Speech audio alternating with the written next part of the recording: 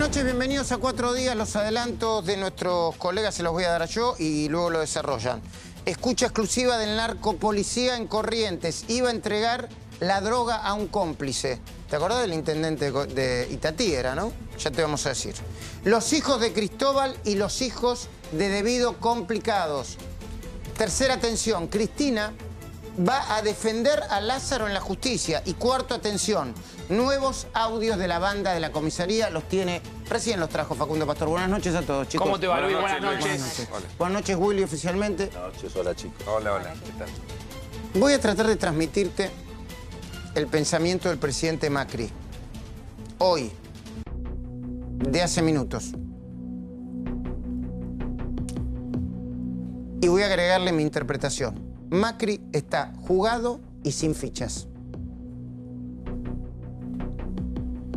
Repito, Macri, el presidente Macri, está jugado y sin fichas. Ahora lo vamos a charlar con Willy, que seguramente va a interpretar el pensamiento del presidente. Dice Macri a su círculo íntimo que va a hacer lo que tenga que hacer. Lo que tenga que hacer. Y que por desgracia no hay un camino intermedio. Ese es el dato, Willy. El presidente no ve un camino intermedio. Dice, de esto se sale con los aumentos de tarifas que propusimos, sin volverlos atrás, con un superajuste, con un ajuste tremendo, nunca visto en Argentina, o la hiperinflación. Eso es lo que opina el presidente. De esto se sale con los aumentos tarifarios que proponemos para bajar el déficit. Y si no podemos hacer esto, vamos o al superajuste o a la inflación. Le pregunté a la gente cercana al presidente qué va a pasar con el veto, el eventual veto a la ley que quieren cambiar de tarifas. Y me respondieron, el veto, el impacto del eventual veto para la imagen de Macri, al presidente lo que menos le importa ahora. No mira encuestas, no le importa. Dice que le importa mucho menos el impacto que pueda tener el veto, mucho menos las encuestas, que su convicción de hacia dónde tiene que ir el país. Parece que la reunión de gabinete fue eso. Muchachos, si alguien tiene una duda, nosotros tenemos que ir para acá. Dice el presidente que, por desgracias, escuchen esto porque es un dato político muy importante. Los mercados del mundo ya tomaron nota de que en la Argentina hay una oposición irresponsable. Un sistema político que no termina de comprender que el país tiene un agujero fiscal que hay que cerrar sí o sí. Y que volver a retrotraer el precio de las tarifas a fin de año, al fin del año pasado, ¿no? Eso es lo que dicen, al fin del año pasado. Noviembre de 2017. Bueno, sería suicida. Porque le costaría al Estado, dice el presidente, ¿no? A nuestros hijos, a nuestros nietos, 100.000 millones de dólares más. 100.000 millones de dólares más. Afirman cerca de Macri que el mundo estaba empezando a aceptar una reducción del déficit para los próximos 4 años. Eso es lo que proponía Macri, ¿no? Y esa era la línea hacia donde iba, hasta antes de la discusión tarifaria. ¿Sí, Willy? Sí, sí, ese era el plan que estaba bastante discutido entre los economistas profesionales, digamos. Pero era la propuesta del gobierno. Y dice el presidente que se estaba financiando estas apuestas con tasas lógicas, porque el mundo creía en el rumbo. Pero ahora, se pregunta el presidente, ¿quién va a venir a invertir en energía o en cualquier otra actividad si hay un país cuyo gobierno primero fija unas tarifas y el resto del sistema político se las manda para atrás? El jefe de Estado aporta un dato que considera preocupante. Las acciones de transportadores de gas del sur son, ¿no? Bajaron un 5% en una semana, como consecuencia del ruido con la discusión de las tarifas. Se pregunta el presidente, ¿qué inversor en el mundo va a apostar a la Argentina con semejante nivel de incertidumbre? Macri está enojado con todo el sistema. Nótese que no la llama la oposición, sino el sistema. Él dice un sistema de dirigentes políticos, empresarios, sindicatos, a los que considera corruptos, ventajeros y que no quieren perder privilegios. Y no exceptúa a casi nadie, ¿eh? Pero ¿sabes con quién está enojado, Willy? ¿Con quién más está enojado? Con Cambiemos. Con Cornejo y Lilita Carrió. Dices que ellos tiraron de la soga y abrieron la puerta para la gran discusión de las tarifas. Y que ahora nos están bancando las consecuencias. ¿Vos compartís esa idea? Bueno, a mí me parece que en alguna medida cuando al principio del gobierno el presidente y el equipo político del gobierno subestimaron el problema fiscal, subestimaron el déficit fiscal que habían heredado e incluso tomaron medidas que en algún caso agravaron ese déficit fiscal. Y por lo tanto, lo que estamos viendo ahora es la consecuencia de haber aumentado las tarifas y también haber aumentado los impuestos.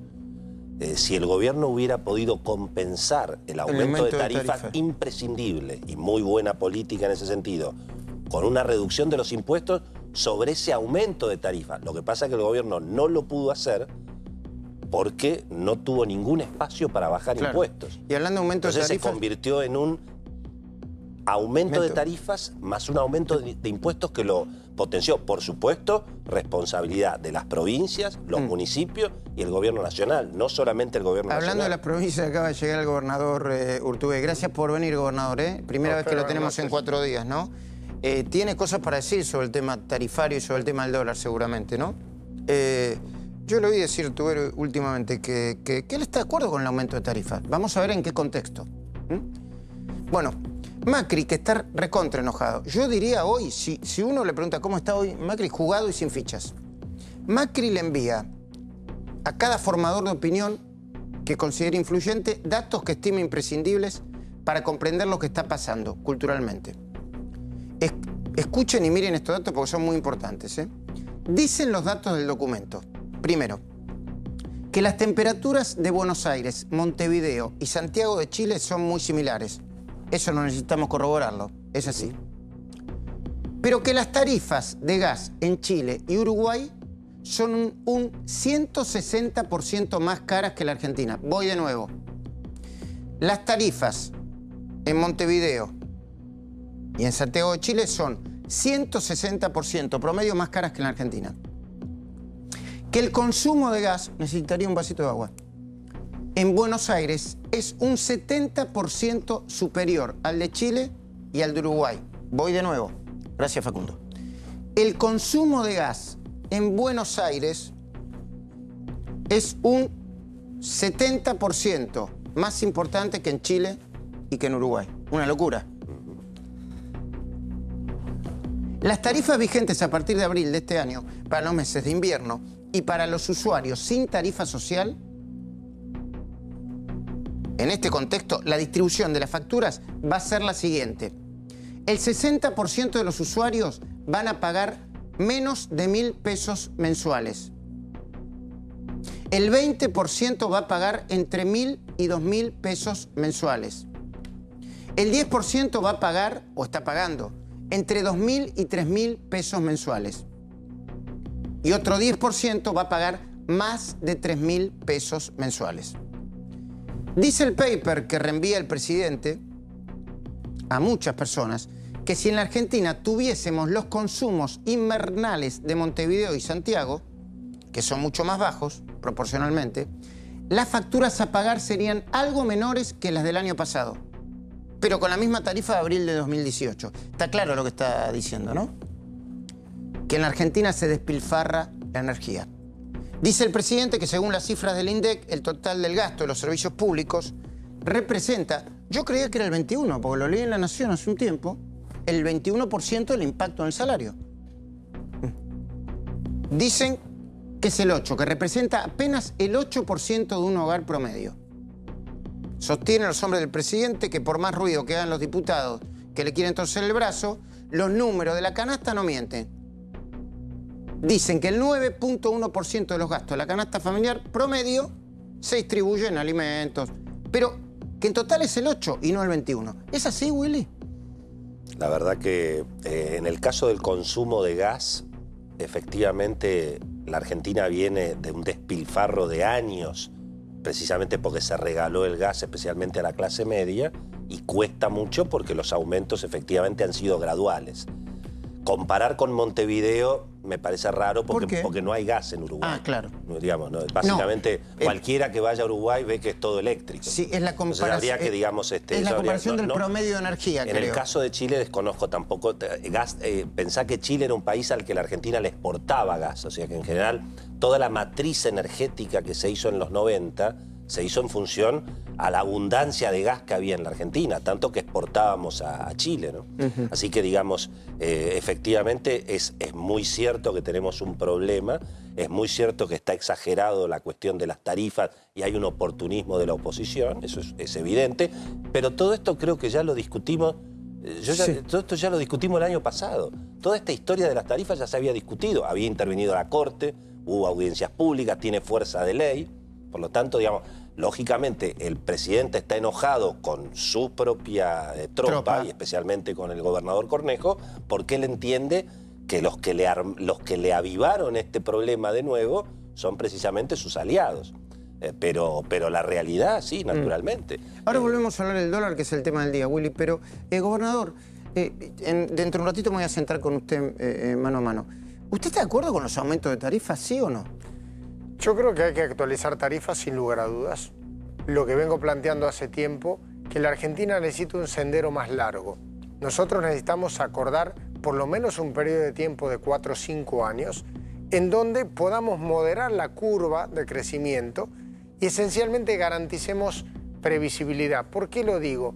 Porque gran parte de la inversión que se tiene que hacer en obras de servicios para garantizar servicios públicos se debe hacer con financiamiento, no solo con tarifas, porque si no las tarifas debieran de crecer a niveles realmente exorbitantes, cosa que no es posible. Entonces, el planteo ¿cuál es?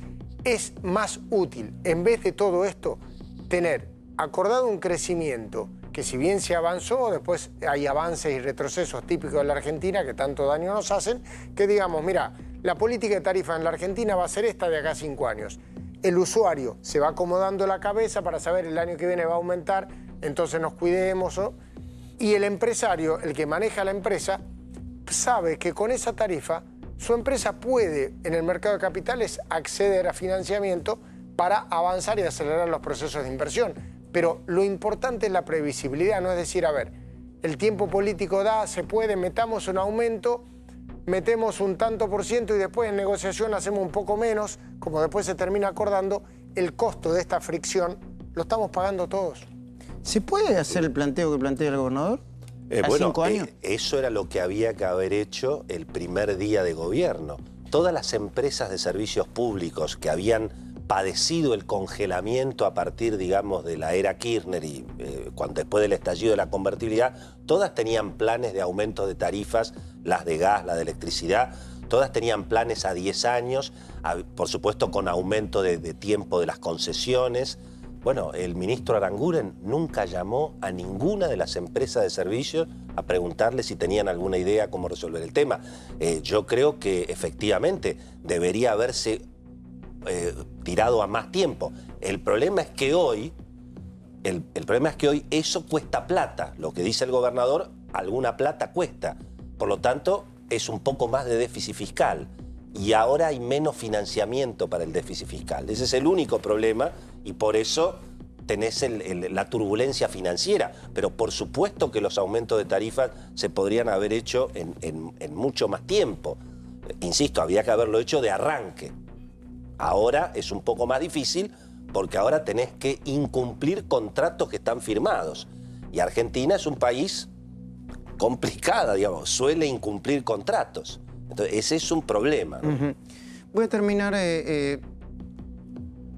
planteándote que dice el presidente que el dólar sube porque los Estados Unidos se están convirtiendo en una aspiradora de dólares. Y que esa suba afecta a la Argentina porque es una de las economías más frágiles de la región. Dice el presidente, como consecuencia del desastre que le dejaron Néstor y Cristina. Me paro acá.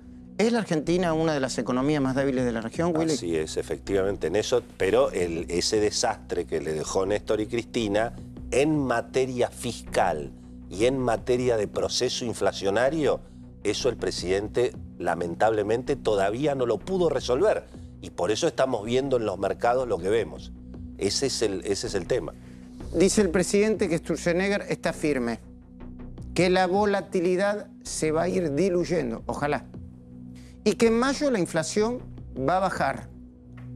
¿Va a bajar en mayo la inflación aún con todo este ruido? Bueno, depende cómo termine, digamos, esta crisis cambiaria, ¿no? Yo también creo que, como te dije, si el dólar le aplicás la inflación de Macri, digamos, parecería que 24 podría ser un techo. Yo pensé que iba a estar entre 21 y 22. Bueno, da la sensación que en algún punto esa volatilidad se puede tranquilizar. ¿A vos te sorprendió lo que pasó hoy con el mercado? Absolutamente. Hoy, No solamente hoy. Así ya, Yo creo que, digamos, esta corrida que hubo a partir de la semana pasada, yo no la vi ni en colores y en general te digo que sorprendió a todo el mercado, efectivamente. No se veía venir no con tanta velocidad. No, la verdad ¿La que no. absorción de dólares por parte de Estados Unidos? Sí, todo eso se viene hablando, efectivamente viene ocurriendo, eso es cierto. El impacto de ponerle el 5% a las transferencias financieras. Bueno, eso efectivamente, eso fue mal medido, efectivamente, el efecto. Eso fue una negociación de Cambiemos con Massa, ¿no?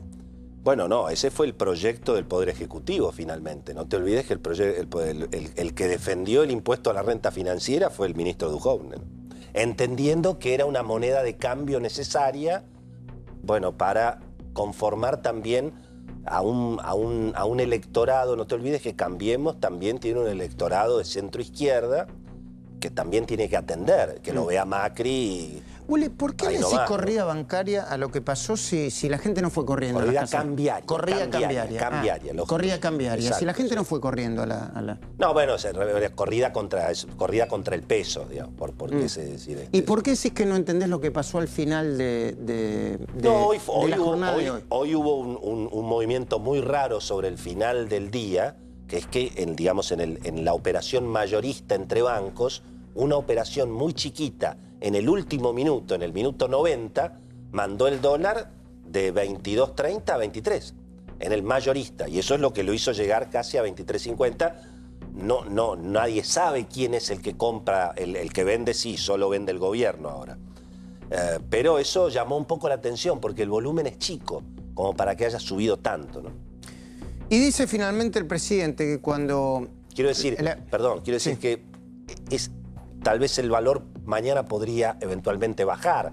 Todo depende de qué es lo que haga el Banco Central. Pasa que también hay alguna versión sobre el respaldo a Sturzenegger y los cuestionamientos que hay a Sturzenegger. ¿Qué versión? Bueno, en el sentido de cómo manejó él esta situación, si dejó salir muy barato a los que se fueron con las LEVAC. Sabemos que hay una interna entre el Banco Central y la jefatura de gabinete. Enseguida va a venir Redrado también a explicarnos esto. Todo eso es importante que se clarifique, ¿no? Que se clarifique. Vos decís que no fue una estrategia pensada, sino que se lo pudieron haber llevado por delante, digamos. No lo sé, eso la verdad que no, eso no lo sé, pero no ha hecho lo mismo el Banco Central todos los días. Un día tomó una estrategia, otro día tomó, es decir, un día salió con 3 en el fondo, otro día salió con 4, otro día jugó con doble 5, claro. Eso es lo que está pasando. Parece Sampaoli. Bueno, dice el presidente finalmente que para su eventual reelección falta un montón. Pero que si no lo dejan hacer el trabajo que hay que hacer, no tendría problemas en irse a su casa. Sugiere el presidente que está jugado y sin fichas. Dice, habría que ver si es así, que la mayoría de la sociedad comprende mucho mejor lo que está pasando que el círculo rojo, el sistema y sus aliados políticos de Cambiemos.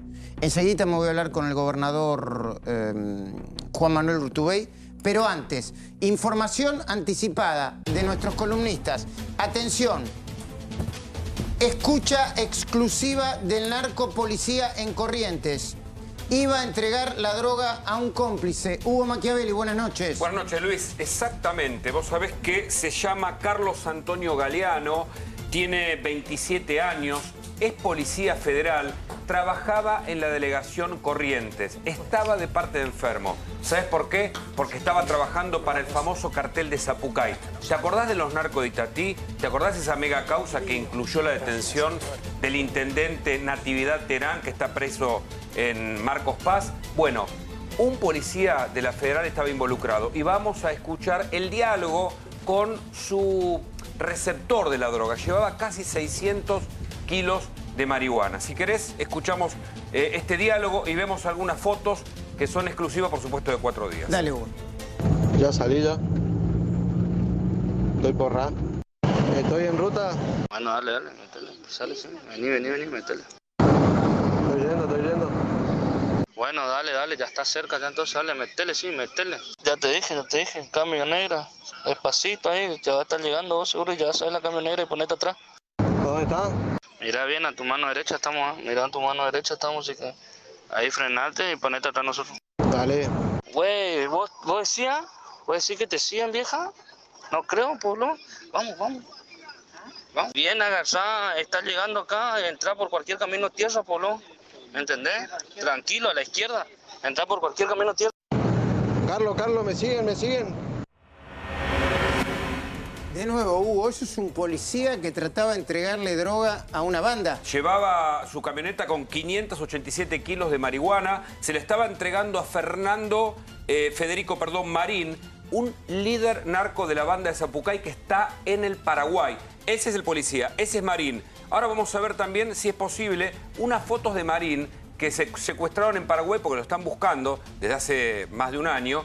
Y tiene documentos falsos, incluso documentos falsos argentinos. Pero Marín era la persona que iba a recibir la droga por parte, reitero, de algo que suena pasajero pero no lo es. Este es Marín, este es Federico Marín, uno de los capos de los narcos de la banda Zapucay, de allí de Itatí, que se conoció como Narco Itatí.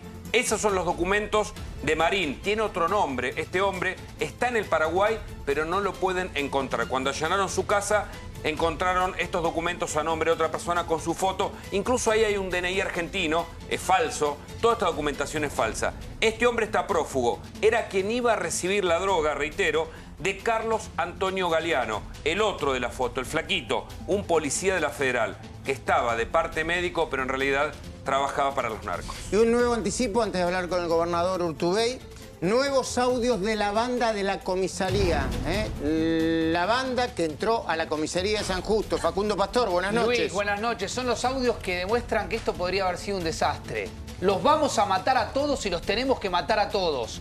Vas a escuchar quizás el audio, un audio nuevo, más violento de lo que fue el intento de copamiento a la comisaría primera de San Justo, insisto, la comisaría más importante del distrito más grande del conurbano bonaerense. Estaban dispuestos a esto.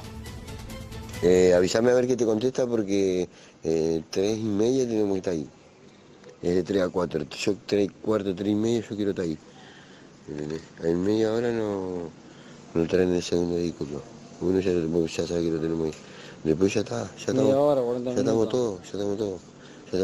Después decirle a que vaya hasta Paso y Quirobara, a la fábrica donde lo llevé hoy, a hablar con el y avisarle que lo suba al auto y que lo traiga con él. Si él recató pistola, joya. Y si no, le pasamos una, boludo, no sé. Algo vamos a inventar. Si le recatamos 4, ¿no? Si somos 4 los que vamos a entrar, ¿no? 5 vamos a entrar. Y va a quedar algo fuera, maricón. Así que, bueno, decirle al maricón que se recate, que recate las chapas. Que recate las chapas sí se puede, y podemos ir tranquilo, porque los pibes se quedan ahí con los autos de ahí, pero ni da para irse con los autos de ahí. Y bueno, después yo ya hablé con ellos como más o menos vamos a hacer para separarnos, porque uno de ellos se vaya por un lado y nosotros nos vayamos para el otro. ¿Entendés? Y que tengamos los otros coches. Vamos a tener que poner la FO, ¿viste? Vamos a tener que poner la FO y vamos a tener que poner el Vento. ¿Viste? No sé si el de o el otro. Después lo vemos. No sé, si sale así, joya. Y si no, bueno, así no vamos. Porque tranquilo que con su papá. Vos sabés que yo lo escucho, lo veo y no lo puedo creer, que está en una comisaría a esta altura del siglo XXI. Y además la manera de hablar, o sea, primero, obviamente los tipos están recontra jugados. ¿Cómo está la policía? No está bien, ¿no? Facundo.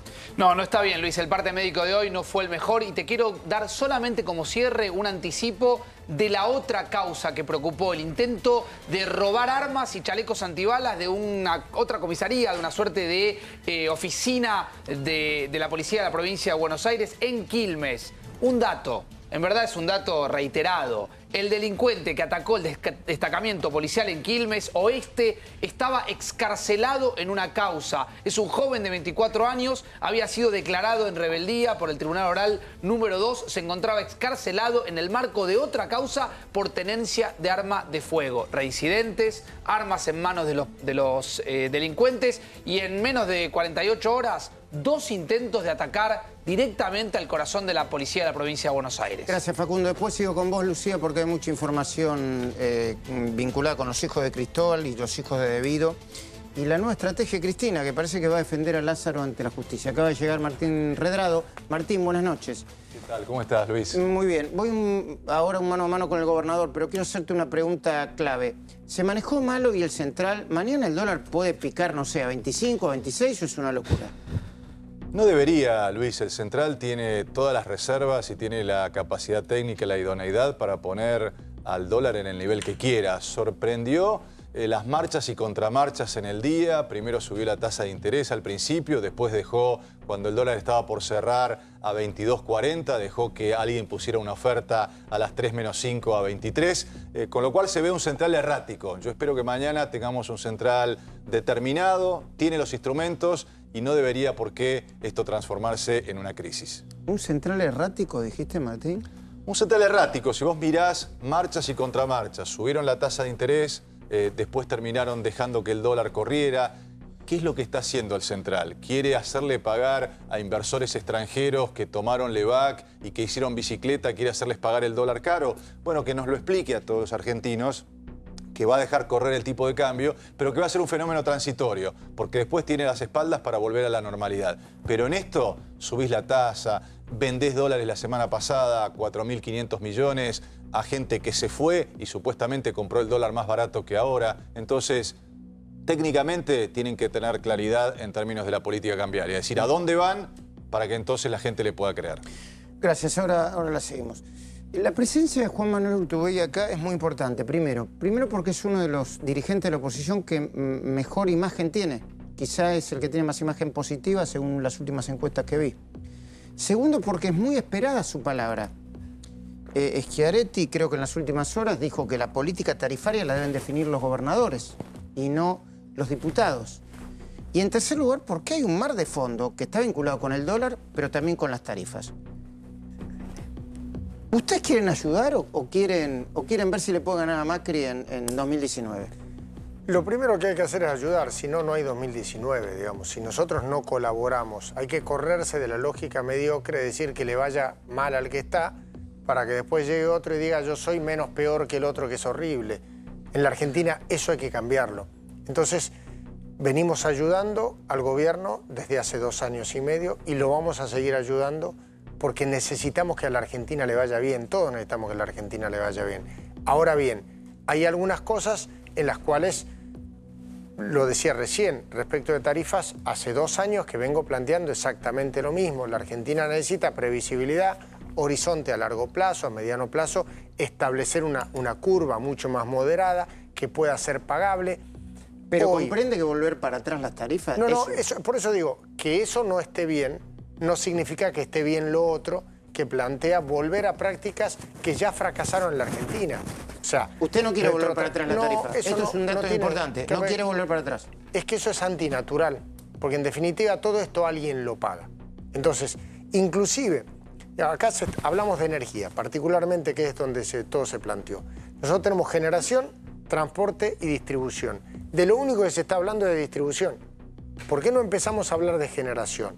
¿Por qué no hablamos de cómo vamos encadenando impuesto tras otro desde la generación, pasando por el transporte y terminamos en distribución? y después terminamos discutiendo lo accesorio, porque sinceramente digo, centrar la discusión en una cuestión accesoria, que es, por ejemplo, cómo pega un impuesto en la distribución, que es el tramo final. En definitiva, cuando vos ves la composición de la tarifa, no digo que sea intrascendente, pero es mucho menor. Aclaro que desde mi lugar, en mi provincia, nosotros no cobramos impuestos, por lo cual no estoy hablando de sostener impuestos provinciales. En mi provincia no se cobra impuestos a usuarios. El IVA, ¿no? El IVA, sí, bueno, que se cobra en todo el país porque es un impuesto nacional. Pero digo, en definitiva me parece que nos quedamos por ahí en la anécdota, y si lo que estamos discutiendo es cómo salimos de subsidio de tarifa, no avancemos a un subsidio encubierto, porque si yo, para subir la tarifa, bajo parte del componente del impuesto, y eso no lo tenía presupuestado, ¿a dónde lo pago eso? En definitiva, va a tarifas, el ciudadano lo sigue pagando. Le quiero preguntar a Urtubey, así que si lo tienen me van preparando uno de los tapes de Elisa Carrió saliendo de la Casa de Gobierno hoy, porque hoy esa fue la foto y la imagen del día, ¿no? En diputados va a discutir la oposición, a ver si va para atrás con la tarifa. Y si le baja la mitad del IVA, que yo creo que sería tremendo para las provincias eso. Con eso tampoco está de acuerdo, ¿no? Es nación, provincias, es todos. Esencialmente, ¿qué es lo que pasa? A la hora de discutir un presupuesto, en la Argentina tenemos que empezar a plantear cierta sustentabilidad. Porque si yo en el medio te subo gasto y te bajo ingresos, en algún lado eso lo vamos a pagar. Entonces, es importante, y en esto yo no tengo una posición, aparte quiero ser respetuoso, los distintos poderes que resuelvan lo que tengan que hacer. Lo que tenemos que garantizar es sustentabilidad de las acciones que llevemos adelante. A ver, ¿no? usted es un dirigente político responsable, entiendo. ¿Cómo le cae cuando usted ve a Elisa Carrió entrando a la Casa de Gobierno, saliendo y diciendo esto? ¿Lo tenemos ya? Ahí está. Toda la política de la guerra comercial que hoy se está ejecutando, pero para mí está todo bien. Lo que te preguntan es a ellos, lo que a la gente de afuera quieren saber es si nosotros vamos a gobernar y si no va a haber un avance kirchnerista. Eso es lo que le da miedo, la vuelta al kirchnerismo. En esos términos, Lilita, sí te Sí, porque ellos lo que quieren es estabilidad y que se respete la Constitución. Esto de que si sube el dólar... Escuchen una cosa, chicos. Yo compré el techo de mi casa, ¿se acuerdan? Sí. Que saqué el primer libro, Humanismo y Libertad, hace 4 años. El dólar, yo cambié a dólar, me lo cotizaron a 16 pesos. ¿Se acuerdan que estaba a 16? 4 años. O sea que está a 20, a 21. La verdad que es razonable porque si no nuestras exportaciones tampoco... Pero la movida que haya sido... Pero ya va a bajar, por eso te estoy diciendo. Yo cambié a 16 y a los 2 al mes estaba de nuevo en 12 o en 13. Nosotros nos tenemos que acostumbrar a estas fluctuaciones porque no tendrían por qué estar alterando lo interno. Y esto está pasando en todo el mundo producto de la política de Trump, que ha subido las tasas de interés. Hoy los bonos del Tesoro son impresionantes lo que dan. Y hay una guerra comercial mundial. Ahora, Lilita, Ahora vos hablaste hoy van a impactar en la inflación, porque hay muchos precios atados al dólar. No tantos. ¿Cómo le...? Yo respeto la opinión de todos. Lo que pasa es que me parece que el foco lo tenemos que poner en resolver los problemas. Digamos, la discusión kirchnerismo, no kirchnerismo, ya es antiquísima, sinceramente. Sí, desde pero hace 2 años Cristina y medio. y Kicillof a dar clase de economía. Pueden decir todo lo que quieran decir, pero me parece que en la Argentina de estos problemas salimos por arriba, no por el espejo retrovisor. O sea, plantear cuál es la lógica y la política de servicios públicos que tuvimos hasta hace 2 años. Ya todos sabemos que eso no funcionó, creo que los argentinos lo plantean. Entonces, bueno, planteemos qué vamos a hacer para adelante. Entonces, esencialmente, nosotros necesitamos una Argentina con mayor solidez fiscal. Necesitamos que en la política económica en la Argentina no tengamos esta obsesión por solamente discutir de política cambiaria. Acá, en el mejor de los casos, si somos ambiciosos, discutimos política monetaria. En la discusión de política, en política económica argentina, lo leía Martín hace unos días en algún lado que hablabas de eso. Y es tal cual, o sea, en la Argentina nosotros nos quedamos hace décadas discutiendo solo una porción.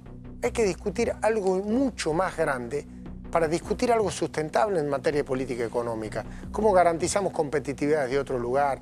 ¿Cómo damos realmente dinamismo a los sectores productivos? O sea, creo que la Argentina requiere, y todas estas cosas que pasan, está bueno que nosotros podamos tener no solo la visión de un legislador, un dirigente o lo que sea que te diga, no, quédate tranquilo, está bien. Cuando vos te fijaste metas a todas luces incumplibles, en la Argentina lo que necesitas es salir de la lógica, bueno, ya se va a acomodar, que vayamos teniendo más certezas. Hay que correrse de la fe la dejemos para la religión, para esas cosas. Hablemos sobre lógicas, sobre certezas, que es lo que necesitamos a la hora de necesitar inversiones, a la hora de una Argentina que lo que requiere es más previsibilidad, ¿no? Gobernador, gracias por haber venido. Sabemos que tiene que hacer, así que le agradecemos que haya venido hasta acá por primera vez a 4 días. Enseguida me voy a centrar con Martín Redrado, pero Lucía Salinas, atención, los hijos de Cristóbal y los hijos de Devido complicados. ¿En qué sentido, Lucía? Buenas noches. Buenas noches, Luis. Así es, los hijos del poder, podríamos decirle, los 2 hijos de Cristóbal López, Nazareno de 33 años y Emiliano de 31 años, están próximos a ser llamados a indagatoria por el juez Julián Ercolini en una causa en la que son investigados, junto a su padre, por lavado de dinero, por haber realizado distintos negocios con Osvaldo Sanfelice, un hombre de extrema confianza de Cristina Kirchner. Pero no es el único problema para los hijos de Cristóbal López. Hay otra causa en trámite que va a poner el foco sobre ellos. Allí los tenemos. Emiliano y Nazareno están imputados por lavado de dinero. Llegaron a integrar cerca de 30 empresas con solo 20 años, empresas del grupo Indalo, y los investigarán por la venta del conglomerado empresarial, el grupo Indalo. Una venta que la justicia está determinando a ver si ha sido fraudulenta o no. ¿Por qué los investigan a ellos? Porque son dueños de una porción accionaria que se vendió cuando el juez Julián Ercolini había prohibido cualquier operación al respecto. No son los únicos hijos complicados. Los hijos de Julio Devido también están bajo la mira de la justicia. Estamos hablando de Santiago, de Facundo y de Valeria Devido. ¿Por qué? Porque el juez Luis Rodríguez sospecha de que podrían haber sido destinatarios de fondos que ha adquirido su padre durante el periodo de 2003 a 2015. Todos los años en los que Julio Devido fue ministro, y esta investigación es por un presunto enriquecimiento ilícito. La justicia ya pidió información a distintos organismos del Estado para ver en qué estado están los patrimonios de los hijos de Julio Devido. Y después hablamos de los hijos de Lázaro, ¿sí? ¿Cómo no? Bueno, Martín Redrado, qué momento difícil el de hoy, ¿no? Qué día... Sí, ¿El peor día en lo cambiario desde que asumió Macri? Sí, sin duda. No has tenido... Bueno, cuando unificaste el cepo, pero era una salida que era por la herencia que te había dejado Cristina, y todos sabíamos que el tipo de cambio real estaba muy por encima de los 9 pesos con 50, digamos, salvo eso, que era la herencia pasada, en un día nunca tuviste una devaluación del 9%. Como pasó hoy. Y hoy la moneda argentina perdió un 9%. Un 9%. Y comparado con la región, porque te dicen, no, es un fenómeno regional. Bueno, ninguna moneda perdió más de un 1%. Entonces, de 1 a digamos, casi todas, en promedio las monedas latinoamericanas, el 10% de lo que se devaluó la moneda argentina. ¿Qué está pasando? 10 veces... A ver, una conjunción de cosas, pero en principio, primero... decirle a la gente esto de no hay que mirar, porque mucha gente te dice, esta yo la viví, Martín, esta... No. Esta es distinta. ¿Es distinta? Es distinta, digamos. No miremos con el espejo retrovisor, hay que mirar por el parabrisas, porque la situación es distinta. Me llamaba la atención una frase de Carrió, dijo, los bonos del Tesoro de Estados Unidos dan un rendimiento increíble. 3% ha llegado a la tasa de interés a 10 años. Es la tasa más baja de los últimos 50 años. Sí subió medio punto desde enero hasta ahora. Entonces, no es un fenómeno dramático. En Europa todavía tenemos tasa de interés negativa, con lo cual también, digamos, la pregunta es, ¿Argentina se puede financiar? La pregunta de fondo es, tenemos una tarjeta de crédito que hay que llenarla con 30.000 millones de dólares. Entonces, Argentina tiene que ir mostrando que tiene capacidad para bajar el déficit. Y que que no tiene que bajarlo a cero, pero tiene que depender menos del capital internacional. Bueno, entonces, cuando el presidente dice la oposición es irresponsable, incluso la oposición dentro de Cambiemos es irresponsable porque yo quiero bajar el déficit en 4 años y no me dejan porque creen que la energía es gratuita, que creen en los pesitos de colores y yo quiero hacer esto y lo tengo que hacer. ¿Tiene razón o no? Tiene razón en el sentido que necesita un consenso político para ir hacia adelante. Digamos, la clase política tiene que dejar de sobregastar y sobreendeudarnos, porque ha sido la historia de los últimos años. Ahora, también le falta al gobierno hacer mucha micro. Mira, yo estaba mirando con mi equipo presupuestos. Ministerio de Justicia, digo, y esto no es una crítica a la persona, porque tengo mejor las opiniones técnicas del doctor Garabano, pero gasta 18.000 millones de pesos. Digo, ¿y en qué gasta un Ministerio de Justicia? Porque además, digamos, quizás la gente que nos está mirando, no, es el que hace justicia. No, eso lo hace el Poder Judicial, son los jueces, es otro presupuesto. Entonces, si vos mirás, Luis, repartición por repartición, ¿cómo compra el Estado? ¿A qué precio compra el Estado? Las cantidades de reparticiones públicas. Ayer me puse a mirar la micro. Hay una oficina de coordinación para que todos los programas tengan un componente social. Tiene 500 personas. Entonces, empezás a mirar y a cuestionarte para qué sirve cada cosa y te aseguro que encontrás muchísimas aberraciones. Entonces, consenso macro y mucha microgestión para bajar el gasto público. Y esto no ha ocurrido en un gobierno que se supone que tenía capacidad de gestión. Claro que sí, ahora seguimos hablando. Y ni que hablar de lo que se puede gastar en no corrupción, o en lo que se gastó de corrupción. Y hablando de eso, Cristina va a defender a Lázaro en la justicia. Cuando me lo dijiste no lo podía creer, Lucía Salinas. ¿Me contás por qué?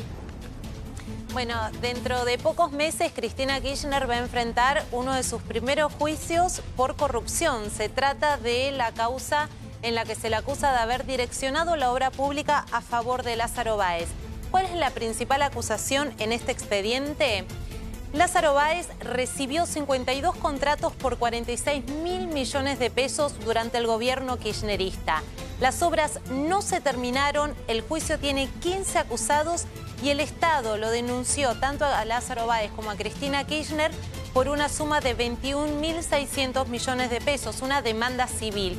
Pero ¿dónde está el punto clave ahora? Cuando el Tribunal Oral Federal 2, que va a llevar adelante este juicio, abra la etapa para la presentación de pruebas para todos los acusados, la defensa de Cristina Kirchner va a pedir un nuevo peritaje. ¿Por qué es importante esto? Porque el planteo de Cristina Kirchner será que ella no benefició a Lázaro Báez, que Lázaro Báez no fue el empresario más favorecido con los contratos de obras viales. Y va a pedir un nuevo peritaje y va a defender un listado de empresarios que fueron más favorecidos que Lázaro Báez. ¿Quién está entre los 3 primeros de ese listado? Ángelo Calcaterra, el primo de Mauricio Macri.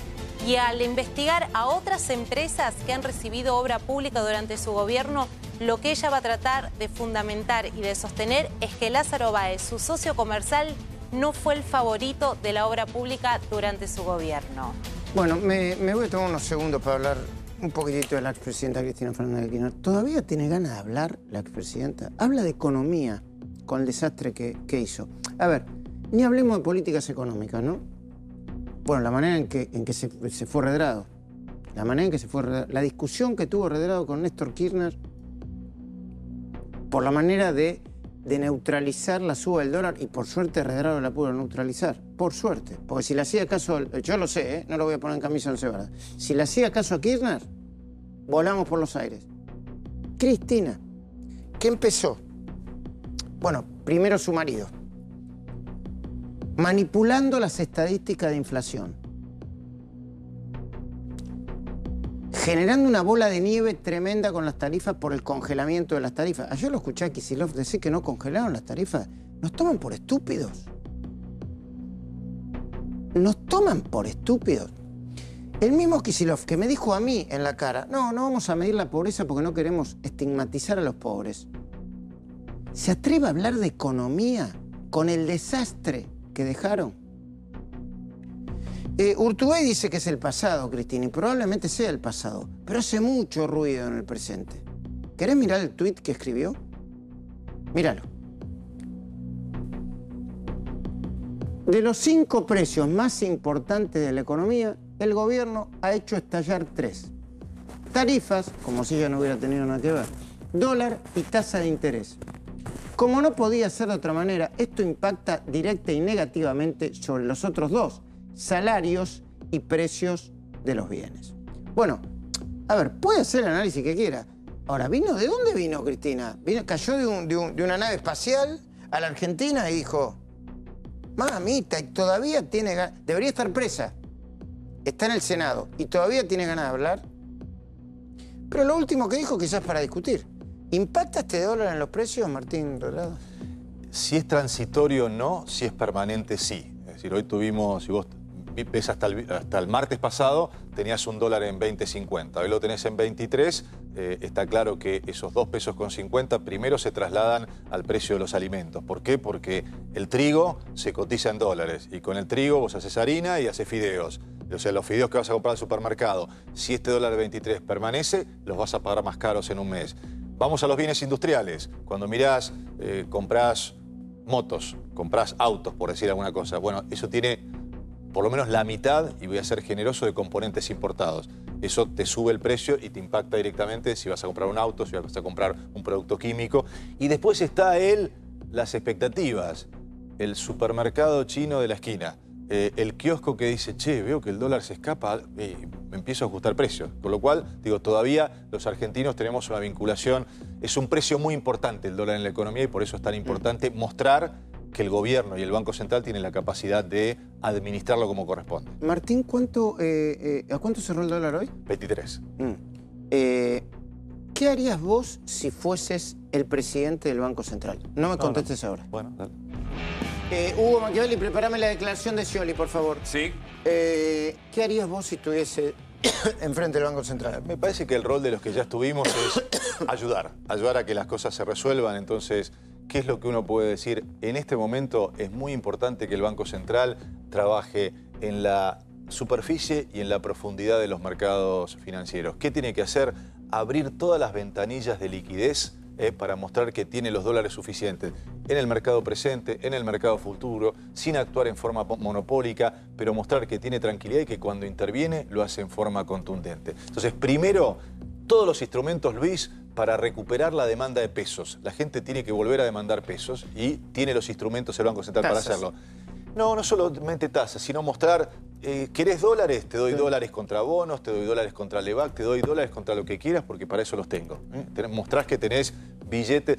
Y una vez que paraste la corrida, ahí necesitas un plan económico en donde empieces a balizar el camino y darle un horizonte a la gente. Claro. Los problemas tienen solución, pero dale un rumbo de hacia dónde va a ir el consumo, hacia dónde va a ir la inversión. Se necesita hoy un programa económico que nos permita extender la vista por lo menos a 2 o 3 años.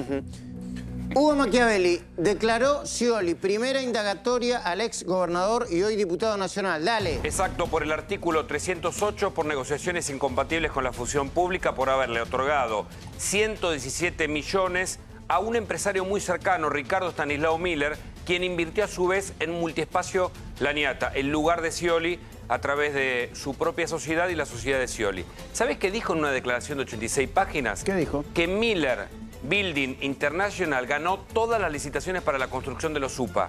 Y se le pregunta, por ejemplo, pero Miller nunca había hecho obra pública. Desconozco, dice Scioli.